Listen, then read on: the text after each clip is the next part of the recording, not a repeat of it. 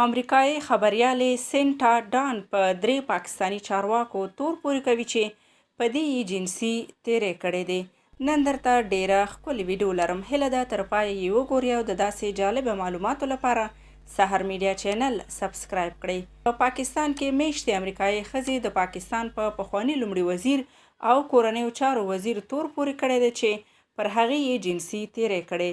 هغې همداراز د پاکستان پخواني لومړي وزیر یوسف رضا ګیلاني او د روغتیا پخواني وزیر مخدوم شهاب الدین باندې هم تور پورې کړی دی. هغه وایي کله چې د پاکستان د ولسمشر په ماڼۍ کې وه، دوی ورسره د تیري هڅه کړې وه، خو بل لوري ته د پاکستان پخواني لومړي وزیر یوسف رضا ګیلاني د امریکایي ښځې دا تورونه رد کړي دي او ویلي دي چې که زه د ولسمشرۍ ماڼۍ ته ورغلی یم نو هلته به مې له هغه سره لیدنه وه. دې امریکایي ښځې هلته څه کول؟